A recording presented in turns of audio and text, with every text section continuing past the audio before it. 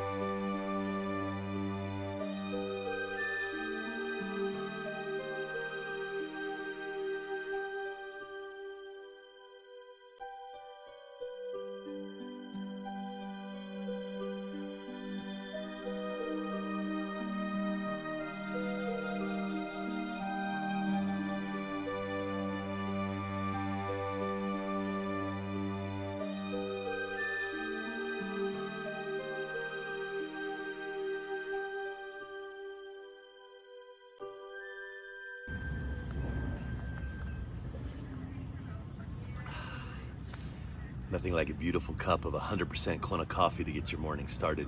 Good morning, my name is Matt. I'm one of the guides here at Greenwell Farms. And in honor of the 50th anniversary of the Kona Coffee Cultural Festival, we decided to create for you a virtual coffee tour. And I'm going to take you today seed to cup, how we grow, how we process this beautiful coffee. And if you stay tuned towards the end, I'm going to teach you how to make a perfect cup of coffee. Greenwell Farms is a 5th generation family farm going back to 1850. We've been doing this a long time, and we're going to show you the system that we've built over the years to give you the highest quality 100% Kona coffee. Follow me.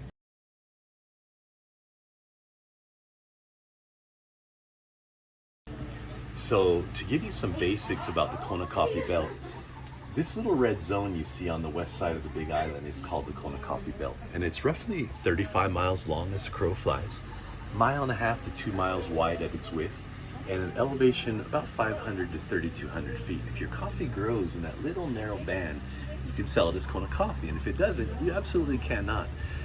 It's driven by what the French would refer to as a terroir, and what that is a combination of geographic characteristics that change the taste of the trees that grow in that region. So we have rainfall in the coffee belt, 70 plus inches. We have average daytime, nighttime, winter, summer temperature shifts of 25 to 30 degrees. You have well-drained, slightly acidic, porous soil.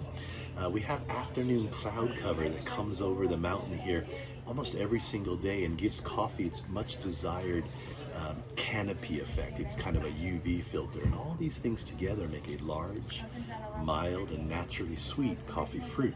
So if you were to take the trees, because we grow Arabica coffee, it's the commonly grown specialty coffee of the world, but if you take it out of that belt and put it anywhere else, it just doesn't taste the same. And I'll leave the good or bad, for you, but it just changes depending on where it grows. Now I want to additionally say that in that Kona Coffee Belt, there are roughly 800-ish small family farms averaging in size from 1, 3, and 5 acres in size. And some of these are generational farms, grandma, grandpa, mom and dad, kids, even grandkids working on the coffee part-time, in some cases full-time, but it's rare these days. And they have other things, and the coffee that they produce largely sold as coffee fruit or coffee cherry to mills. Some people do in-house processing and turn it into finished product. And really at this mill, we support both. We'll buy certified Kona coffee fruit, or we'll help you mill it, give it back to you, and let you sell it at a more value-added level. And so everything is possible here in the belt. I do want to mention that inside that Kona Coffee Belt, when you hear 800, you might think that sounds like a lot of farms, but if you were to ask a Colombian how many coffee farms they have, it's going to be something like over 500,000. And so that's not all. That's just coffee, by the way. It's not all the other fun stuff that they grow there. And we're talking about corn and soy and pork, just so we're clear. But yeah, when they hear 1, 3, and 5 acres, they literally, they laugh out loud. They're like, my yard is bigger than that. And it's just the way that Kona developed over time, has these little small family independent farms that used to grow their own food, and over time their cash crop became coffee. The entire state of Hawaii, because all islands do grow coffee now, produces under 1/10 of 1% of the world's coffee supply. So it's a very, very, very tiny amount within the worldwide scheme of coffee. So this is our cupping room, and we have 3 Q graders on this farm: Jennifer Greenwell, Chai Neo, and Patrick Stewart. Pat actually is in Oakland, and he is the guy that brokers our contracts on that side. But Jennifer and Chai lead our quality control team here, and they evaluate coffee here on a variety of parameters: flavor, aroma, body, acidity, finish, linger. They try to pull out individual flavor notes. I don't know if you can see this wheel here, but this is a coffee flavor wheel. And they've, based off of the University of California, Davis created wine wheels. And they can really evaluate on a very serious and actually quite uniform level with other coffee professionals around the world. But they take it very seriously. If you do a formal cupping in this room, of course the door would be closed and they turn on the air conditioner, but you can't have scented shampoo in your hair, you can't put on perfume or lotion. It has to be totally smell neutral as you can get it. And they'll fill out a form like this, and they'll evaluate all sorts of different levels of the coffee. Now, we do this on our private tour, and we have fun with it, but when you do it formally, you can't react. You have to slurp your coffee off a spoon and keep a nice straight poker face, because you don't want to influence the opinions of the people next to you.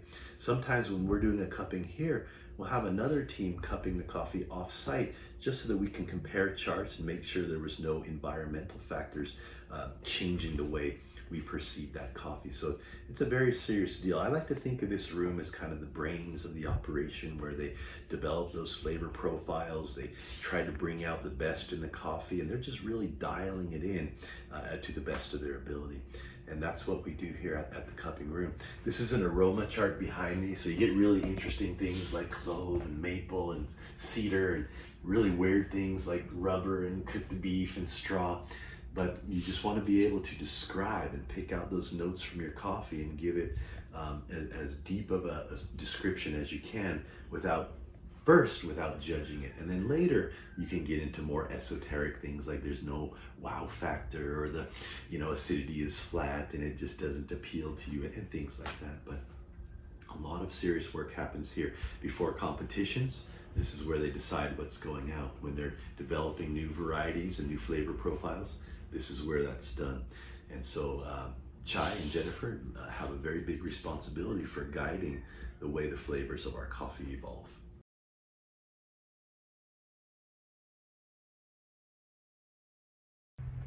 So, as I mentioned, this is a seed to cup tour, and I want you to see some baby coffee seeds.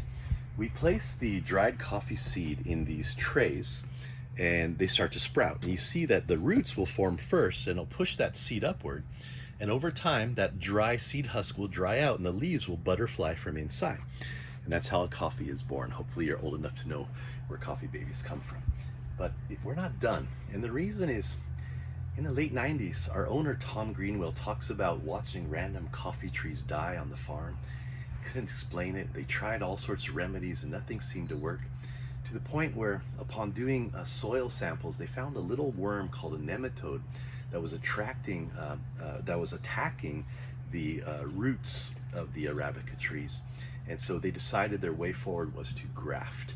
And that means combining 2 different varieties of coffee into one to make a sturdy, hardy rootstock, making delicious coffee. So let me show you how that works. Come on this way.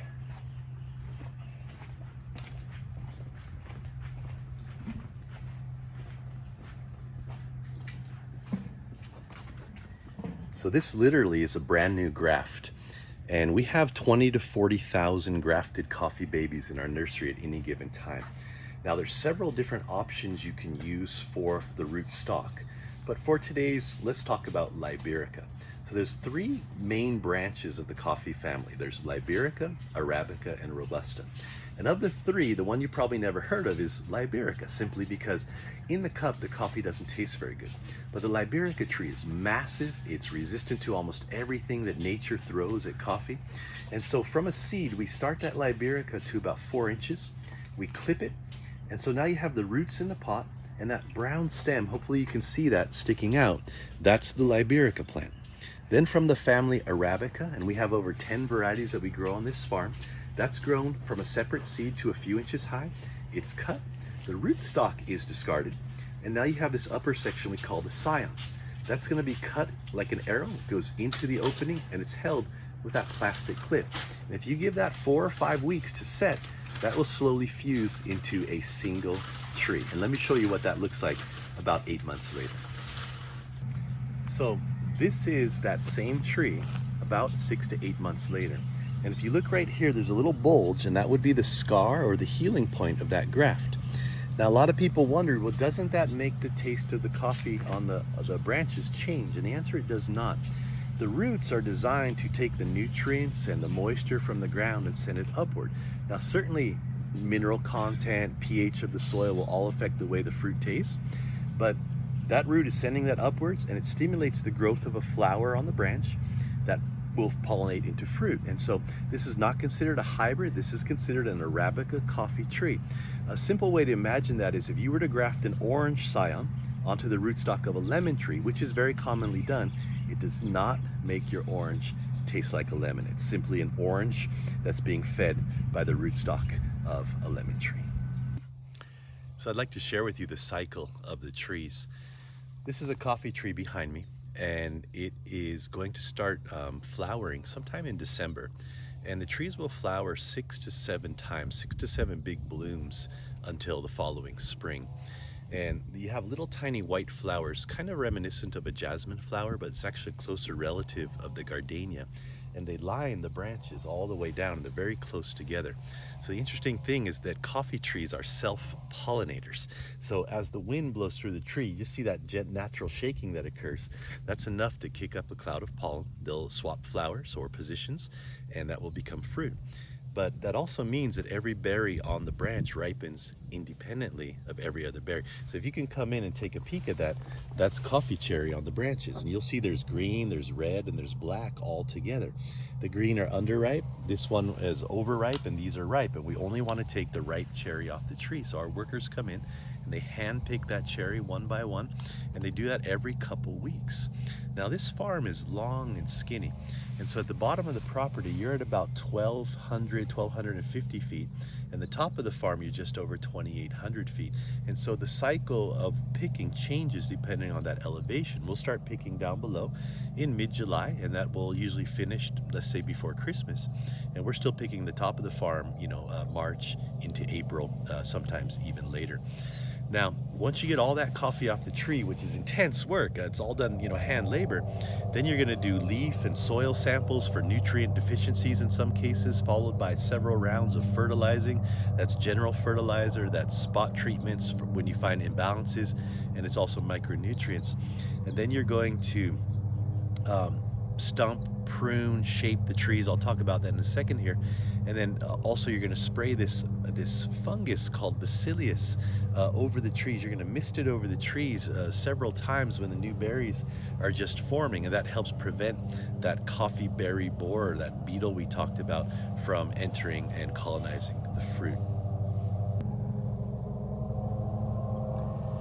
Now you'll notice that these trees I'm standing next to are a little bit smaller than the ones I was just with, and the reason is that we stump these trees right down to their, right where you see that cut line there.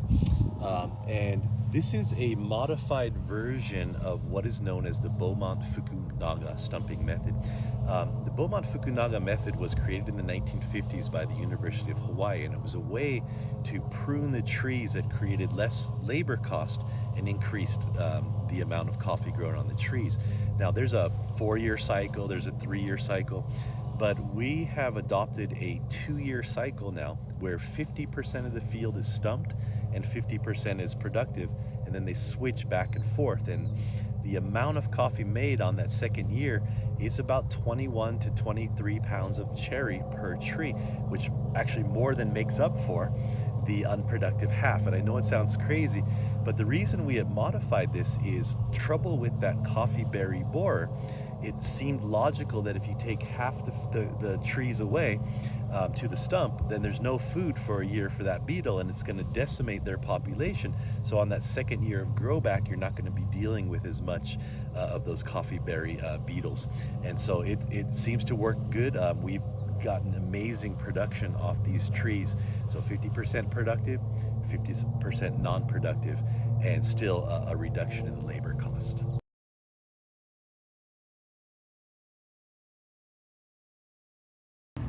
So we're at the wet mill, and after the coffee is picked, it comes into this facility behind me. It can come in a couple of ways. We can pick it from our own farm, but as a coffee mill, we also purchase certified 100% Kona coffee fruit from other farmers. So they can drive it up to a scale there, and we will weigh it, we will inspect it, and we will grade it to its quality, and that farmer gets a check in the mail a week later. And then we start processing it. We process it first through that silver machine on the corner called a color scanner.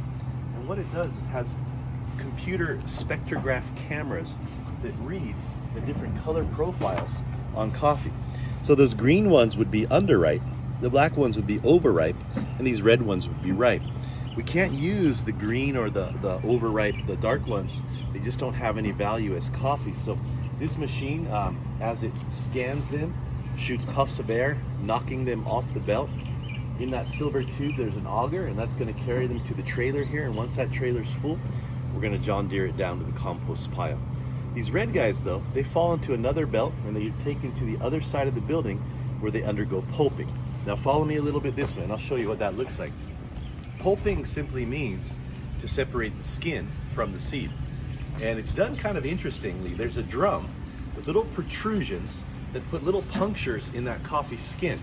Now I'm going to show you the machine in a second here, but if you can focus in on my hand, it just makes little cuts in the skin like that, and then it forces it through a gap, and then by squeezing it through another set of rollers, you get 2 coffee beans that come out. Now those are covered in a very sticky and gooey fruit mucilage, so we're going to have to ferment these. Now follow me as I'll show you how that works. This machine is our pulper. And so that red cherry feeds into that machine. It goes through those drums. It separates the skin from the seed. The skin's going to go in the back of a big trailer. And at this moment, we're composting that. But it does have value, and we're kind of reassessing how we're going to use that coffee cascara or skin in the future. The seeds will drop down into a bath of water, and they're going to slightly ferment. They're going to soak somewhere between 16 and 36 hours. We're going to change that water out every few hours, and little by little, that mucilage, as the sugars convert to alcohols, gets carried away. And at some point between that time, it's completely gone. And then we're going to call this washed coffee seed, and it's ready for the next stage, which is dry. So this facility behind me is known as the Hoshidana, which is a Japanese word for drying deck. And it was Japanese immigrants in the early 1900s who adapted a system they had for drying fish to coffee. And we've been using it ever since. So 120 years later, we use a rolling roof system to dry our coffee. Now go ahead and open that up. Now Santiago's opening this deck. It just pushes, it's on metal wheels and a roller, and that's drying coffee under there. Any sign of rain, they just close the roof over the coffee. Go home at night, slide the roof over the coffee. And there's no pest, no bird, no rat, no mongoose that's interested in eating that coffee, because once the skin and the mucilage are removed, it's undigestible stone fruit. It's just a mouthful of rocks, and so they're not interested in it whatsoever. Thank you very much, appreciate that. Now this coffee you see here is going to generally spend 3 to 6 days on the deck. Now this was just laid out this morning, so it's kind of wet. Uh-oh, I just dropped one. That's like $6 of coffee. Let me get it. But they're going to spend an average of 3 to 6 days in the Hawaiian sun. You see those beautiful lines on the deck? Every 30 minutes or so, they're going to come by and rake through that coffee, and that'll keep it turned over. And they're going to measure moisture content by weight. So they'll put some of that in a container with a predetermined volume, and they'll weigh it, and they know at different weight parameters the moisture content is approaching the desired level. Now there's a modern twist to this, and that is that down below we have propane-powered drum dryers. Let's go check those out. So the modern twist that I was talking about are these drum dryers, and they can hold, our biggest one, 15,000 pounds of coffee, and we want to reduce that by 89.5% of its moisture, so down to 10.5%. Now, it used to be thought that sun drying your coffee was the best way to go, but they found over the years that for high quality coffee, having these dryers gives you much more control over the dehydration process. That's very important. If you have them sitting on the decks for 3 days or 6 days, Sometimes the weather changes and sometimes it's cooler and sometimes it sprinkles and they have to cover it, and all those things change the timeline with which that coffee reduces its moisture. The dryers are extremely consistent, very accurate in their perception of the moisture content. And so usually they'll lay them up on the drying decks you saw earlier, get them dried to a certain stage and get a certain amount, because you do have to put a certain amount in the dryers at once, and then you're going to rotate it there 40 to 42 hours with the temperature between 80 and 105 degrees on the drum, but not letting that seed inside getting more than about 96 degrees. And this gives you a very consistent, very clean, very beautiful, high quality dried coffee parchment. Now, after the coffee comes off the drying deck, we're going to dry it to about 10.5% moisture. Could be the deck or it could be the dryer. But we're going to put it in these super sack bags. We're going to rest it here in the warehouse somewhere between 30 and 45 days. It's a process called reposing, and allows two important things. One is that the moisture that's in that seed, that 10.5%, has a chance to evenly disperse throughout the seed. That's going to make a better roast later on. Second is that by resting that coffee, it mellows out some of the grassier notes, and eventually that coffee is going to taste a little bit better if you just let it mellow here. 30 to 45 days. And in the peak of harvest, when we're really humming, this warehouse is just chock full of what we call coffee parchment.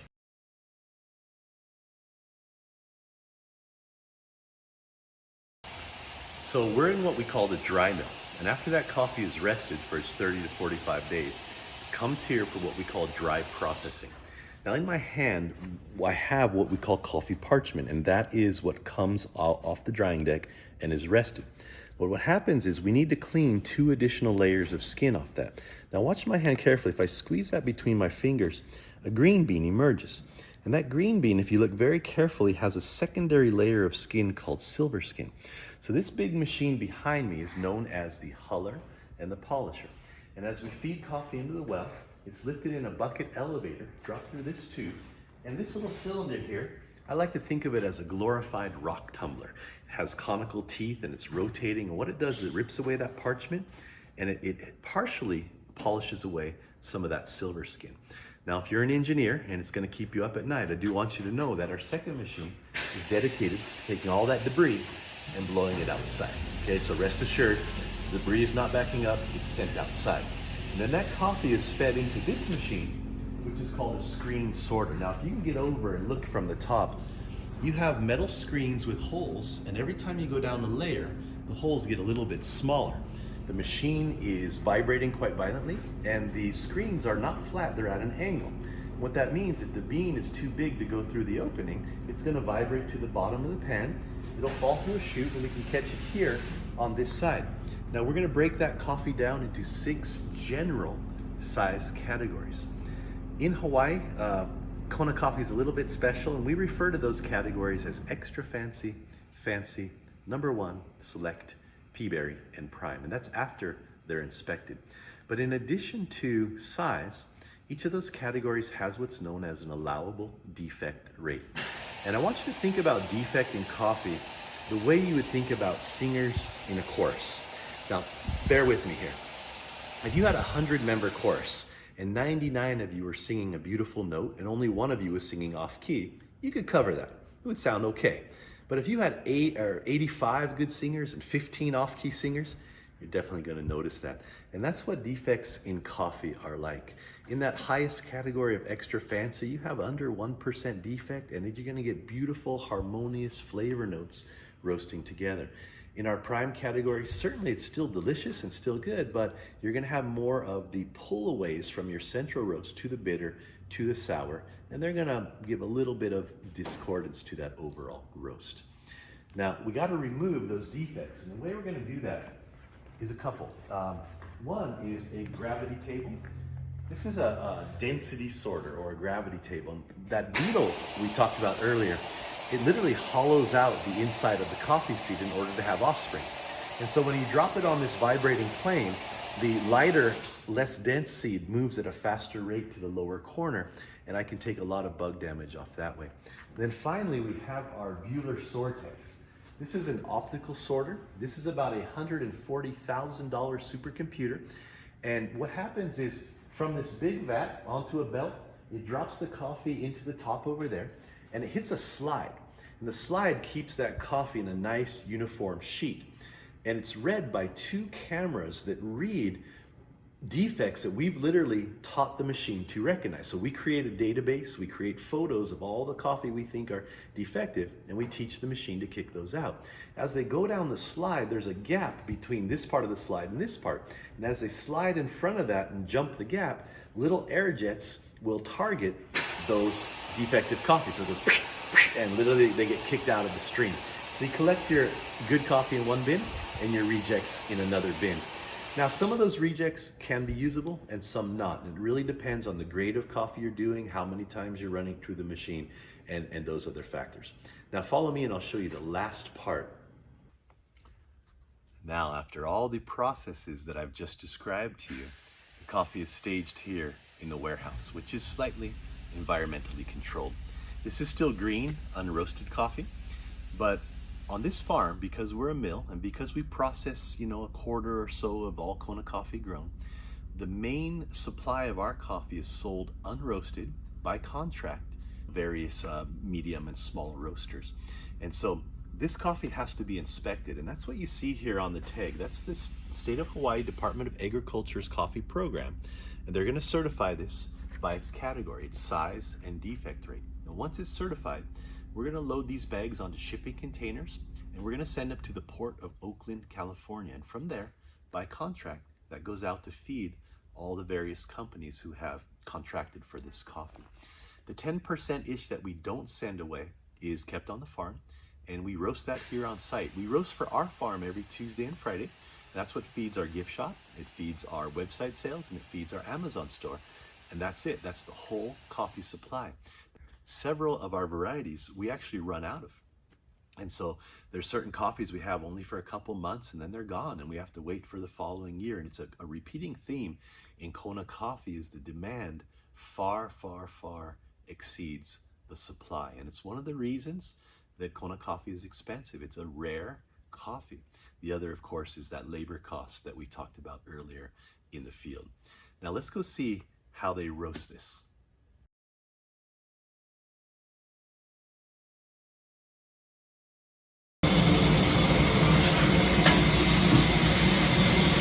Now at last, we're at the roasting room.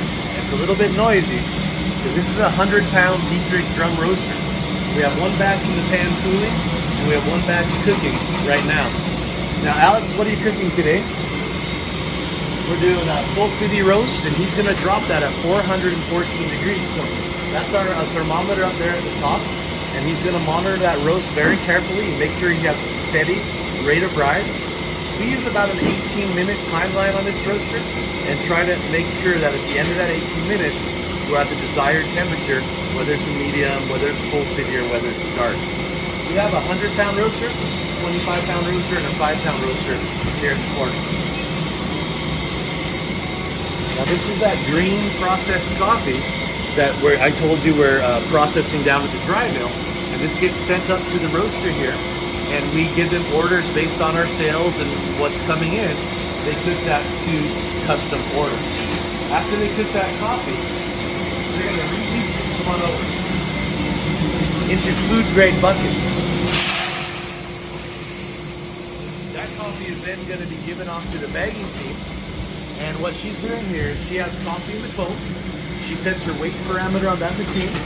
She holds the bag to the chute, steps on a pedal, it drops just that much in, and holds that bag up to the heat sealer, and literally one by one, a bag of coffee is created. Ooh, that's blueberry. That's one of my favorites. Now, if you've ever wondered about flavored coffee, we use this plastic cement mixer-like thing. It does rotate. You put the roasted coffee in there, whole bean or ground. We add a syrup to it with extracted oils for aroma that coats the bean, and then you have your flavored coffee. So just understand that even though we're like to think of ourselves as a larger operation, in the big scheme of things, Kona coffee is tiny. And so this is enough for us to service not only our farm, but many, many, many other farms in the Kona coffee belt. Now, I want you to remember that roasting is both an art and a science. Certainly, you're going to use mathematical formulas on your rate of rise to make sure you have a steady increase in that heat to your target temperature. But when we bring our coffee in, for example, it's very consistent at 10.5% moisture. But if we're roasting for other farms, their moisture content might be a little bit above that. And so the roaster's going to have to take that into consideration. A medium roast or a medium dark roast is not a dot on the time temperature line, it's a parameter. And so, we drop our medium somewhere around 395. Many farms drop their medium at 410 or 415. And so there's wide variance, and these roasters are a type of chef. In addition to having the science of that cooking down, they have to make micro decisions in the moment to make sure they're adjusting that cook in the proper way, making sure they understand what the other customers, our clients of the farm, want in their roast. And so that's a lot here at the roaster that they do. Before Christmas, on their busiest days, they'll be doing 12 or 1,300 pounds of coffee roasting every single day. That's 7 a.m. to 7 p.m. One batch cooking, one cooling, one in the chamber ready to go. And it can be quite intense. But a good roaster can totally elevate your coffee to new dimensions. And a bad roaster can take a decent coffee and make it flat and unappealing. So it's a vital step in creating those beautiful flavor notes in your Kona coffee.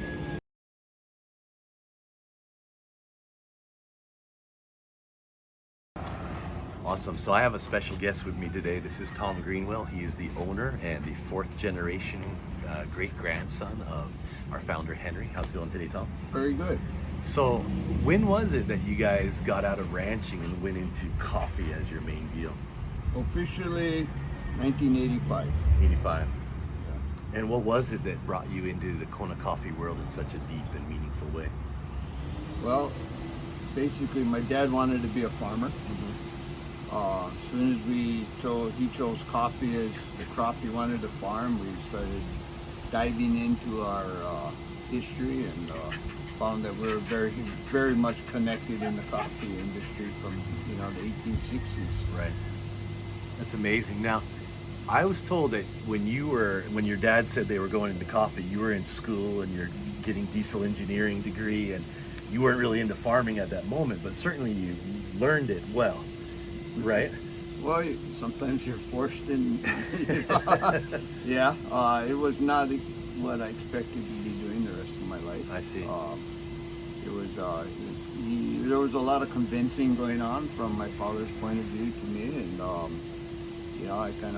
I took the mechanical side of coffee farming, and that kind of what drove me into becoming my passion.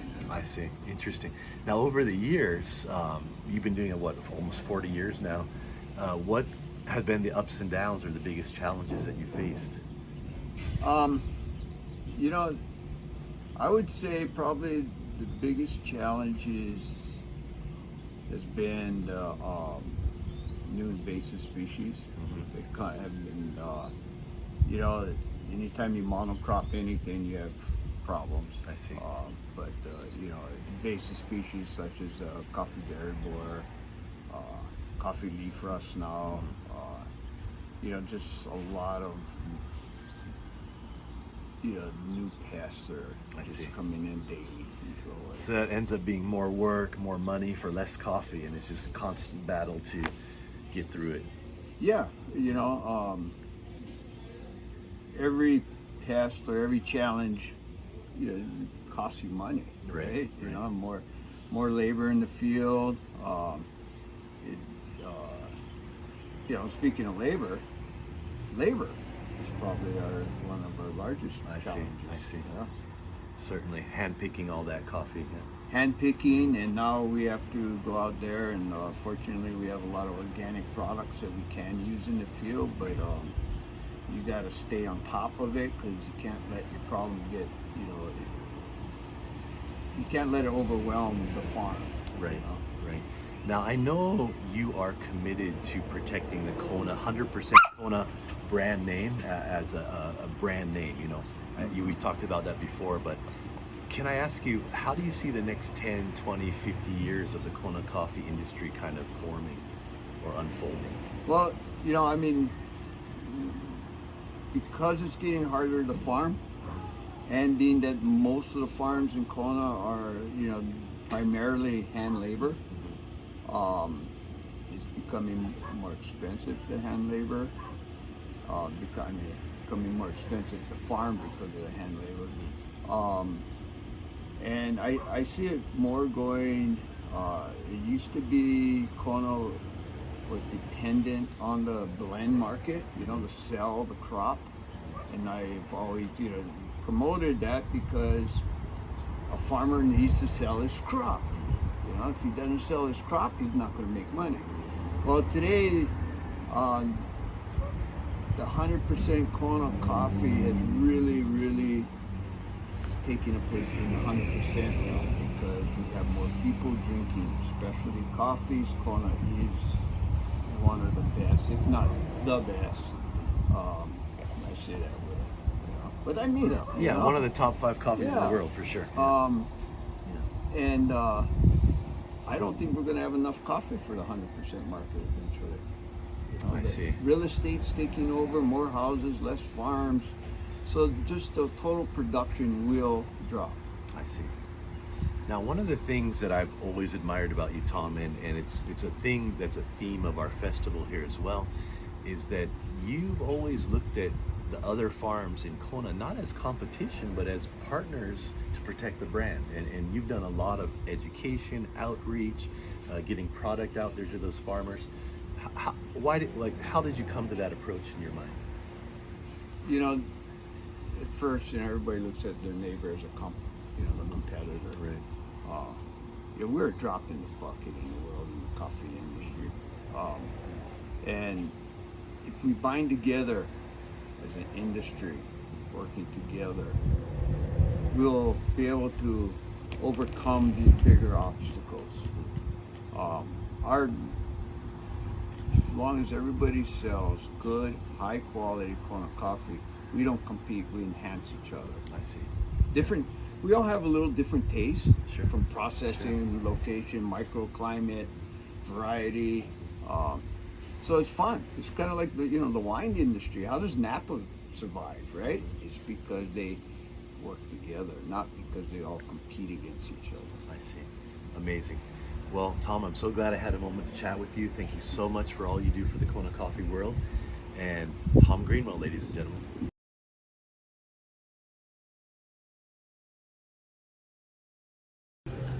Okay, now we're finally down to everybody's favorite part. Now I'm going to teach you how to make the perfect, delicious cup of coffee. Now there's many ways to make your coffee. You can use drip makers and Chemex pour-overs and mocha pots and aero pots, but today we're going to look at the French press, which always makes a lovely coffee and helps to reveal some of those more fine notes in Kona coffee. Now we're using today our Elizabeth J coffee. This comes from a variety called Pacamara. It's very fruity, almost tea. It's a medium roast, and I just fresh grounded it, so I have this kind of a medium grind here. I just ground it a second ago, and I'm going to put a 16-to-1 ratio. So I have 20 grams of coffee to 320 grams of water. And that's going to go right into the bottom of the French press.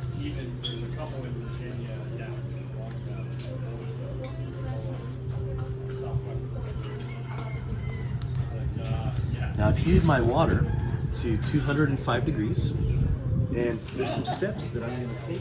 Yeah, no, you can't. Well, they're starting. First thing I'm going to do is I'm going to take that water and I'm just going to wet those grounds. So I'm going to put about an inch of water on top of them and just let it sit there for a second. And I'm going to create that bloom. I'm going to let that water kind of work its way into the nooks and crannies of the coffee.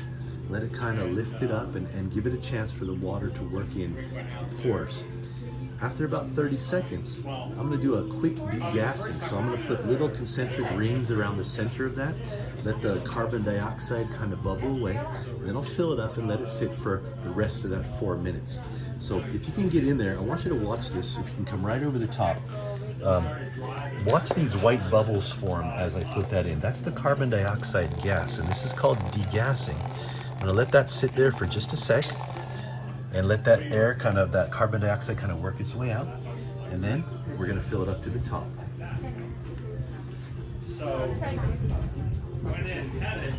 Nice and slow. I just wanna make sure all the grounds are wet. Any crust that's on top gets hit.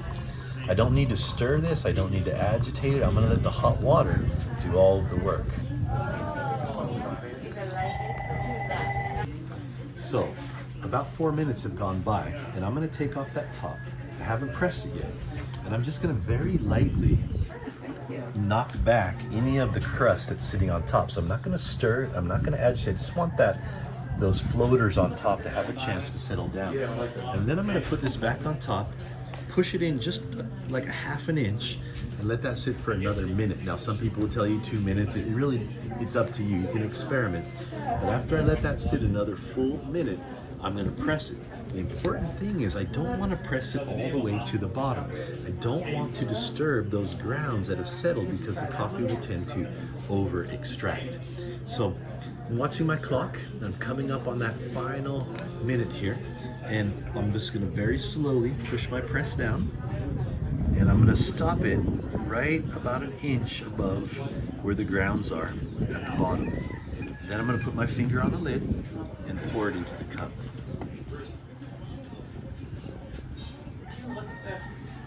And this should be a beautiful, gorgeous, elegant cup of coffee.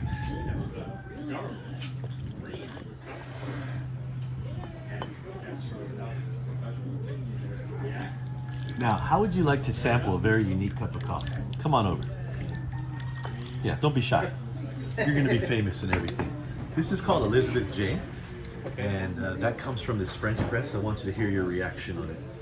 Give it a nice slurp. It's awesome. Very fruity, very light. You don't need any cream or sugar. No cream or sugar, very smooth. Anybody else want to try this Elizabeth J? Just French pressed it? You can be famous. Come on over.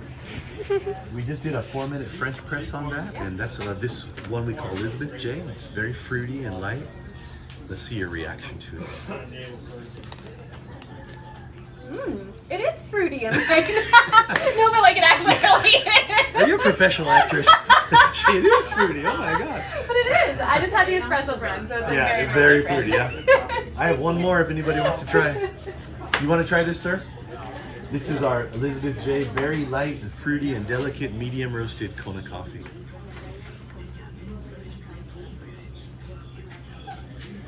Yeah, yeah. It was nice when he was, It's nice, yeah. A lot of peach and cherry and apricot tucked in there on the center of the palate. Wow, that's phenomenal. Thank you very much. Good, thank you. So there you have it. The proof is in the reaction of our beautiful customers here, and that's just the way it's done. You take your time, you control the variables, and you make sure you're extracting all the beautiful goodness of that coffee.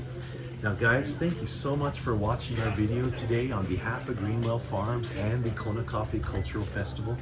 We hope you have nothing but beautiful coffee in your life. Aloha.